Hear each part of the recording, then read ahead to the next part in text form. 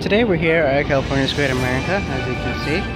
And today we're also going to be checking out Maggie's Smokehouse and Fried Chicken. So this is Maggie's Smokehouse and Fried Chicken. It is a little bit of a change to the original Maggie's Fried Chicken. I believe that's what it was called before. So there's actually a good amount of choices for sizable kitchen. You've got your side choices, and then you also have your main entree choices over here, which is a hand-breaded chicken tenders, hand-breaded fried chicken, vegan chicken sandwich, smokehouse tri-tip, smokehouse turkey leg, and a half rotisserie chicken.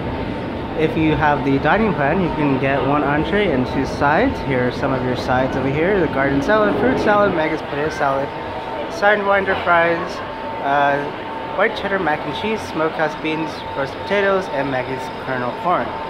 And I did the garden salad and the sidewinder fries, and they're very good. I like how they really turned out.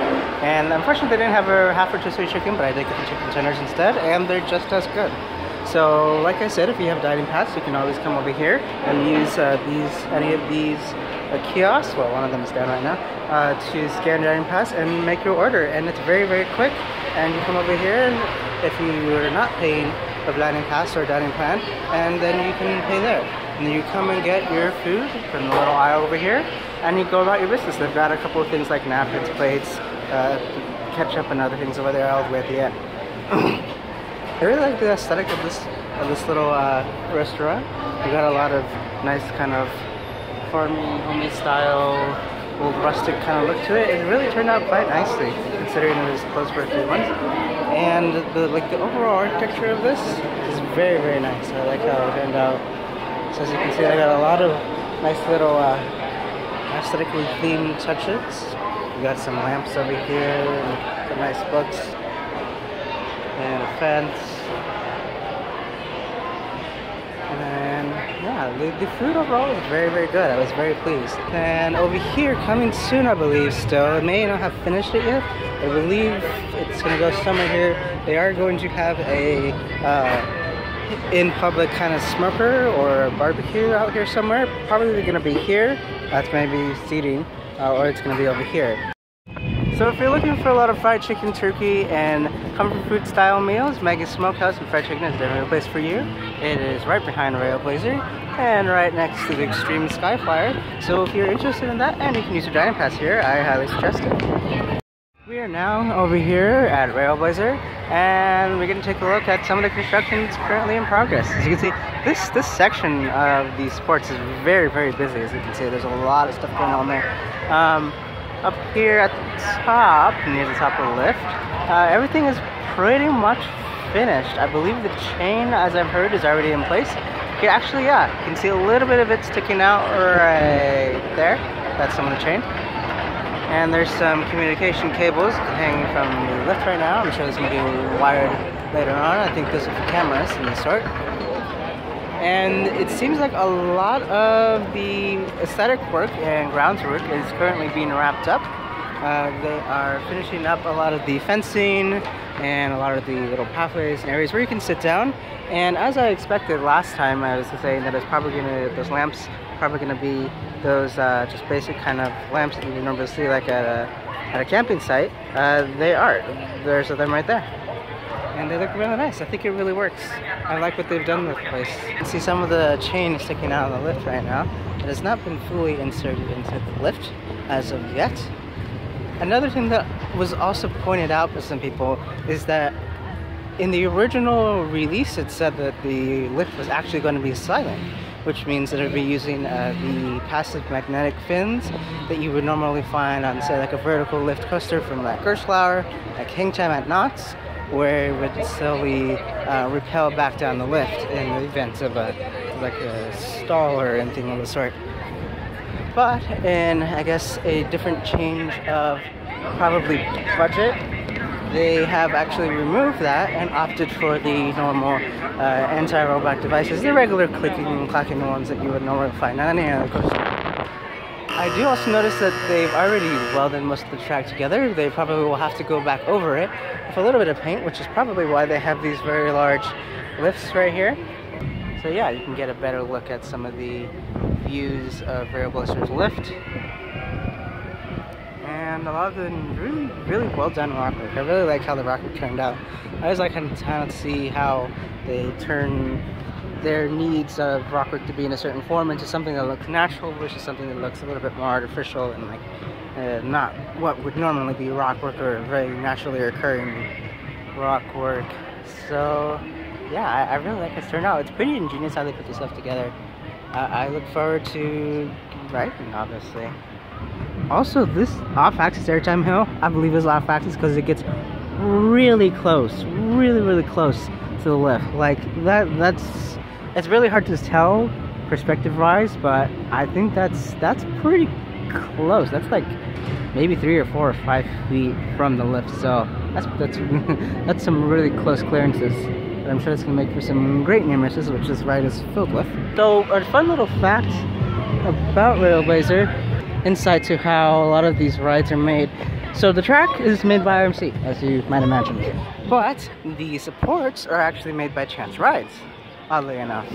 So it seems that RMC is really good at making track, and unfortunately probably not good at making supports. So that's interesting how that turned out. And the same goes for the SNS 40 free spins.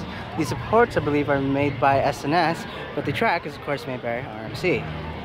So I wonder if we're going to be seeing any other kind of collaborations in terms of new products coming from RMC. And some people have also said that the other Raptor that's currently being built over in Texas sounds a lot like a B&M. So that's really good that RMC is really pioneering these nice, really cost-effective kind of rides that are meant to really give the quality of a B&M without having the cost of a B&M, because as you might know, B&Ms are quite expensive, quite pricey, to say the least. So we're gonna move over here. I really wonder what they're gonna do with this area, because the majority of the Vertigarden has actually been untouched. So I'm interested to see what they do with it and how they go about utilizing this space. I just wanted to point out one little thing. Does this always happen? Is that the light seems like it's phasing in and out, flashing almost, but in real life it's perfectly fine, it's solid. I guess that just has to do with like refresh rate of the camera. I just thought it was always interesting. That happens here and at Discovery Kingdom. Hang on tight, here we go.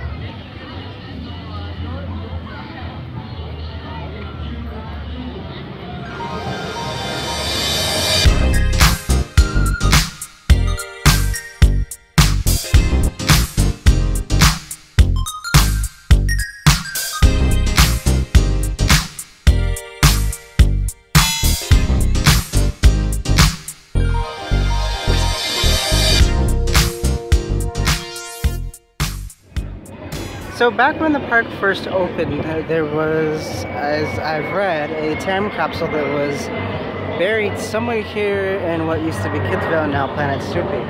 I've looked around. I mean, it's not all that big around here, but I can't seem to find it anywhere, or even a sign of where it might be. I know it's obviously buried. It's not going to be dug up for a long time, but I was going to try and do a video on it, but I guess I really can't do a video if I can't even find where it theoretically is.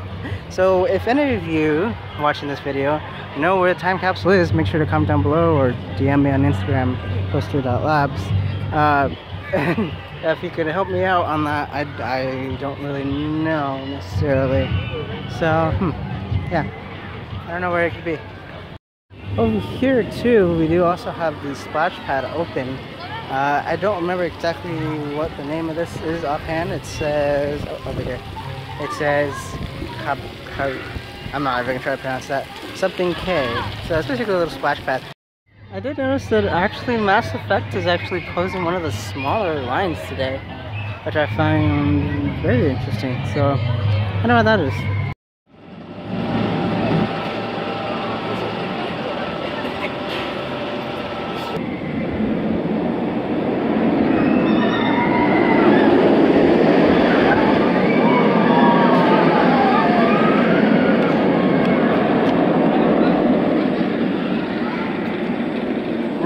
Too, the little satellite radar is now working on that flight deck.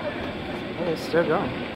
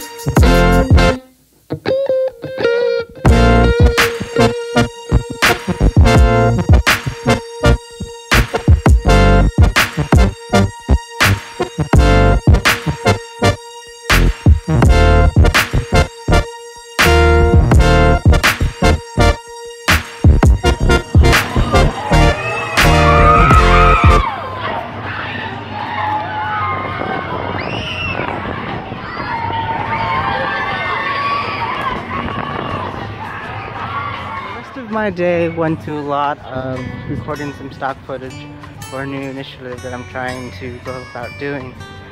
This initiative is, I haven't really come up with a name for it though, but it's basically I'm going to be taking a lot of stock footage of coasters here, rides here, and a bunch of other things and shows, and all of them will be available for use free of charge, free of any kind of copyright or anything like that, all for you guys to use for free.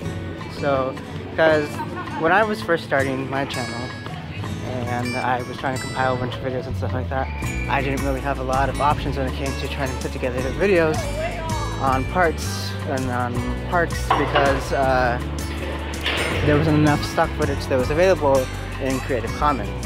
And so because of that, I was very limited in what I could really talk about or what I could really show. So in order to remedy that, I'm trying to film a lot of stuff that a lot of people can use and would be of good quality using my gimbal, which I'm using now, as you can see, to help let other people start up their own channels and really foster growth within the coaster community.